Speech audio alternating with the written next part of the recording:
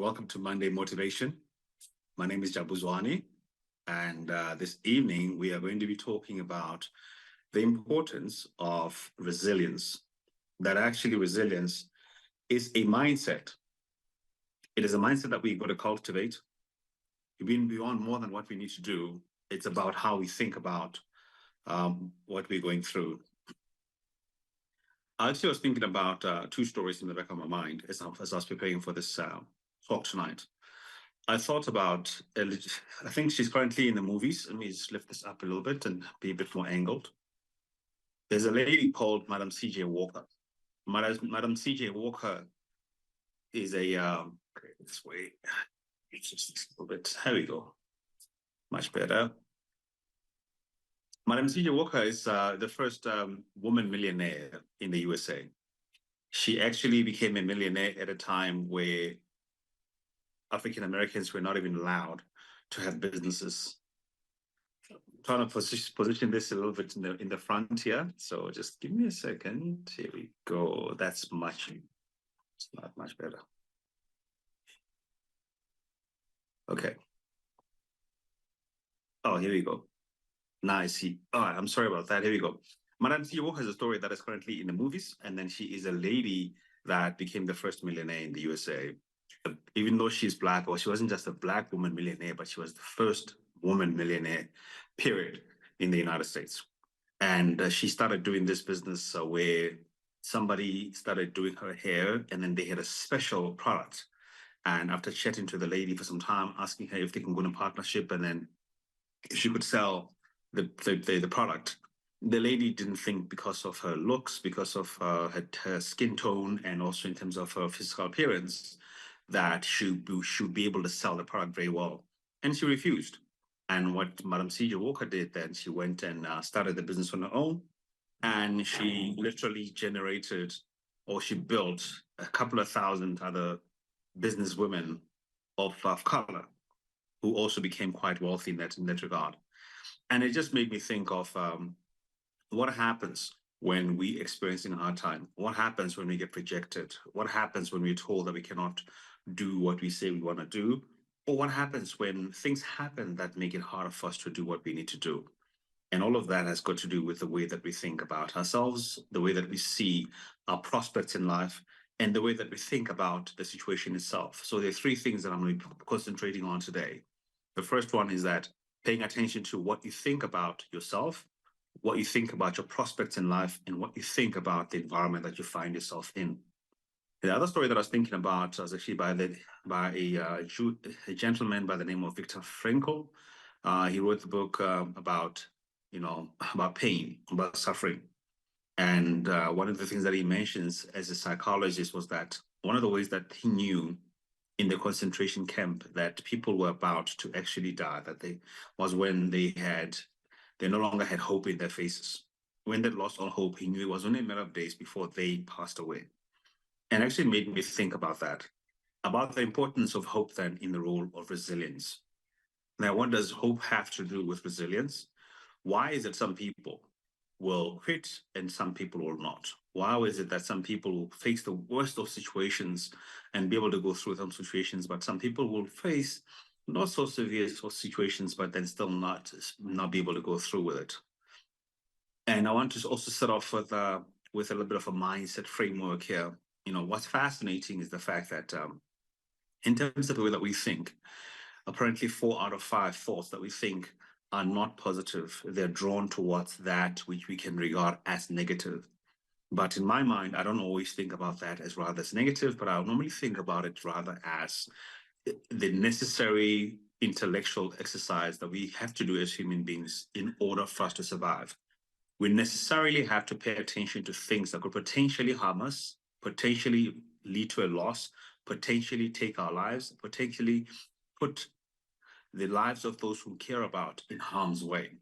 And so for me, it makes absolutely sense that as intellectual beings, we've been created with the ability to make decisions and assess situations, that the brain dedicates so much of its intellectual power towards identifying things that are potentially harmful to us. I don't necessarily see that as a negative thing. I see that rather as a positive thing. But the other quite interesting factor is the fact that apparently, 95% of what you think about today, you have thought about the previous day. And in general, on a consistent basis, you are constantly thinking about the same thing 80% of the time, or rather 80% of what you think about, you've thought about before. In fact, you've thought about it multiple times. And so, added to that, the fact that there's only so much that we are able to process at a conscious level. When they did the numbers, it's literally less than 1% of data we're processing at a conscious level. So, three things then for us to think about. We're only processing less than 1% of information at a conscious level, which basically means that 99% of information that our entire cognitive structure is processing, that is our mind, our emotions, our senses, our entire psyche in terms of the aura around us, our intuition, all of that is processing information that we're not aware of, more than 99% of which we're not aware of. Secondly, 80% of that information, 80% of the thoughts that we think are dedicated towards that which is potentially harmful and negative. And then lastly, the other thing that you've got to think about is that we're thinking thousands and thousands of thoughts per day. So, and then it is no wonder that so many people don't even know how they have survived the harshest of situations. What I want to do tonight is just give you a little bit of a framework that hopefully will help you. For us to be resilient, we have to be mindful of three different time zones, or yes, time zones in our lives. The first one is our past, the second is the future, and the third one is the present. It's important to interrogate our own experiences and how that has shaped the way that we think specifically about suffering and hardships. That so much of what we think about suffering and hardships, it can either empower us to go through hard times and be able to go through the other side having conquered and having won, or it can actually keep us feeling defeated, feeling like we're victims, feeling powerless, and feeling weak. And as a result, hinder or decrease our chances of being able to go through hard situations. For example, when you have grown up in an environment that kept on insisting that suffering is due to some kind of a supernatural reason or some kind of a power that is much greater than yourself, likely you're going to feel like every time that something terrible happens in your life, there is a sinister power at play plugging at your life. There's a sinister power more powerful than you at play that is coming after you. And you're likely then going to feel like a victim, likely going to go straight into the survival mindset, and then probably going to go into the freeze mode or the flight mode. And what ends up happening then, unfortunately, is that instead of you starting to think about what can I do to be able to get out of the situation, you start thinking about all that you don't have to be able to deal with the situation. And therefore, your past is a starting point specifically to go into your past and to interrogate the meanings that you are attaching to. What does it mean that you're going through a hard time? What does it mean that you have been rejected? What does it mean that your business is not succeeding? What does it mean that your marriage is not succeeding? What does it mean that you're experiencing some of the hardships that you're going through? Maybe you've got some kind of a chronic disease that you have just contracted or that you've just been diagnosed with. The meanings you attach to suffering are crucial to help you or to help you to overcome tough situations, or they can actually become the very hampering factor that makes it harder for you then to overcome the situation. And unfortunately, what starts happening is this: is that if you have structures of meaning that make you feel weak, powerless, confused, frustrated, that make you feel like don't have the ability within yourself to overcome situations, then you're likely then to adopt a victim mindset and a survival mindset. The victim mindset is where you feel like you don't have the power to challenge your situation. The survival mindset is about you doing the very minimal to survive the situation. Both of the victim and the survival mindset make it harder for you to then see your strength and to operate in your strength, operate in your intelligence, operate in your creativity, operate in your problem solving abilities, apply critical thinking skills that can help you to go forward. That is the challenge of the past, is that if we don't take the time to go back into our past and begin to interrogate the meanings that we attach to things like suffering, for example, that is going to have a strong impact on our mindsets and the way that we're looking at the situation we're facing. And if it is true that 80% of the time we're thinking negative things, the likelihood is that we're going to cling on to all the horrible, to all the negative aspects, that disempowers us from being able to achieve what we want. And we are also going to be repeating that thought pattern continuously in our minds. And then eventually we are stuck in that defeatist mindset. The second things I've mentioned is about the future. That do you have prospects? Do you feel like your prospects for success in the future in whatever you're doing are high or are low? All right, what is the likelihood that you're going to survive? So if you've got a mindset that has been built in the past that tells you that when something horrible happens to you, that you will not be able to survive it, then you start to have a perception about the future that is dim. That says that your likelihood of success is very minimal. And not only that, but actually probably will not be able to succeed. And then the moment that it's like basically you are imagine starting a game that you're going to be playing against an opponent, but you know for sure in the back of your mind that you're going to lose at the end of the day. It doesn't matter what you do. It doesn't matter how hard you try. You're going to lose anyway. The question is that, are you going to then apply yourself? Are you going to apply the best of your ability to in that game? The answer is no. The answer is that if I'm starting a game and I know that I actually am going to fail, I'm not going to apply myself. We've seen that a lot, even in certain games where people have been fighting when they started the game of soccer or the game of rugby or cricket, but then they're so far behind that you can see that a lot of players in the game have already quit. They've already given up. They're not running as fast anymore. They're not defending as much anymore. They're not, you know, they're not quite as energetic as they should be anymore. And these are some of the things that we've got to then be mindful of. Is that if we have a mindset that says that we're going to lose no matter what we do, then we don't put in the effort. And that is why Viktor Frankl is saying that one of the ways that it could easily identify that somebody is about to die in Auschwitz, in those camps, it was when they lost hope. And of course, I mean, we can think about it in this particular way as well, that, many times when people, let's say they resign and they retire at a much older age and they don't do anything much, they've got nothing to look forward to in life, then they start to deteriorate quite fast. Their health starts to deteriorate. The cognitive functions start to deteriorate at a very fast rate, likely to get dementia, likely to start losing to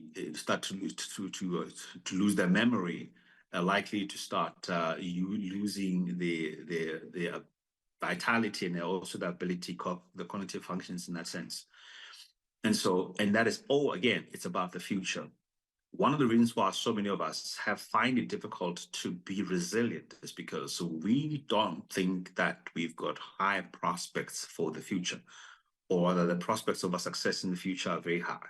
And because of that, what we end up then doing is that we end up, just quitting. And then, of course, both the past and the future play themselves in the present. If I've got a past mindset that says that my prospects of success are terrible, and I've got a future mindset that says that my prospects of success in the future are horrible, I'm stuck in the past in the sense of there's nothing that I can do to change what I've gone through, especially if you've suffered at some point.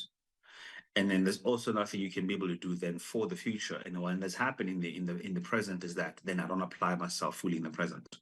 However, if you adopt an empowering mindset that says, let me look into my past and see what lessons can I be able to learn. You don't necessarily have to lie about what has gone through and try to play light of it, because I think that is a mistake. The mistake that you can make sometimes in this attempt to be positive and to be hopeful about the future is to downplay what has happened in the past and try to make it seem as though it's not as tough, it's not as difficult as perhaps it's been. Because it is okay for us to accept that certain things actually are as difficult as they have been, because they have been as difficult as they have been. if you underplay what has gone on that has been difficult, what ends up happening is that unfortunately you when you underplay it, then you don't apply yourself fully again. You don't apply yourself fully again. And with the moment that you don't apply yourself fully, you end up losing. So what we need to then do is that if we go back to the part itself, is that what have we learned from the things that have gone on in our lives? Secondly, what resources do you have? What strengths have you got? What is it that you still have control over that you should not let go of? Because unfortunately, when you've got a mindset in the past that says to you, you're not going to succeed because historically you've not, or maybe your perception of the situation you're facing is so massive that you think that there's absolutely no way that you can be able to overcome the situation. And then you start resigning yourself to then being defeated. Again, you're not going to be able to apply your mind. And it's going to reflect itself, of course, now in the past. So instead of saying, I still have control of my ability to critically think, to problem solve, as we've been speaking about in this show, to learn problem solving skills, to learn creativity, to collaborate, to consult with other people, and then see if they've gone through what you have gone through, and then see if there's any advice that they can be able to give you. And one of the reasons why sometimes we find it so difficult to be resilient is because we get isolated. And this is quite concerning because the latest stats that are coming out are telling us that mental health is a massive problem, where especially in the young people between the ages of 16 to 28, that they're experiencing the worst kind of mental struggles. Mental wellness in that age group is a massive concern, because these young people don't seem to have tools to be able to handle difficulty. And part of the reason why that is the case is because they are that generation that where everything was done for them, and as a result, they didn't cultivate problem solving skills, critical thinking skills. They didn't cultivate, you know, survival skills that many of us had to with our generations, where there was so much hardship that we had to overcome, right? And so it's a massive problem that we are currently experiencing with young people, where mental health is a big problem. And part of the reason why we have mental problems is because of overwhelm. And if you're feeling overwhelmed, and if you've got a state of overwhelm where you're thinking that there's nothing you can do to change the situation, then the likelihood is that you will not be resilient. You will not be able to step up into courage, step up into taking control of whatever little bit that you can. However, if you believe that no matter how huge the problem is, there's still lessons for you to learn. There's still something that you can be able to do. And part of that, of course, is that you can, talk to people that have gone through what you've gone through, being part of support groups, perhaps having a mentor, perhaps having a coach, perhaps having somebody who's a counselor that can be able to help you to see things in perspective. What you don't want to do is that you don't want to isolate and then be stuck only with your own thoughts, on your own thinking, and then there's a thought stuck in the loop of your mind where you're constantly thinking, it's not going to work out, it's not going to work out, it doesn't matter what I do, it's not going to work out. Then you are going to feel that overwhelm even more. And the likelihood, therefore, is that you're not going to feel like you can survive. So, and then the second thing, or the third thing that you need to do is accept that the problems are part and parcel of life. When you're interrogating the meanings that you attach towards what suffering means, you need to ask yourself, what do you believe about what suffering means? Do you believe that it is exceptional, that your suffering is exceptional, that nobody else has gone through what you've gone through, that you are the only person in the world who must have gone through what you've gone through? You see, that exceptionalization, I call it, of problems puts you in trouble. It puts you in trouble because it makes you believe that you are the only person that has gone through what you've gone through. And I want to say, in closing, all of us have the ability to overcome the situations we've gone through. And I hope that tonight you have heard quite a few things that can help you to overcome whatever it is that's coming your way. Resilience is a mindset, it's a way of thinking. And when you think right, then your actions follow. My name is Jabu Zwane. Thank you so much for tuning in this evening to Monday Motivation. I hope that you're going to enjoy the rest of the programming. Good evening.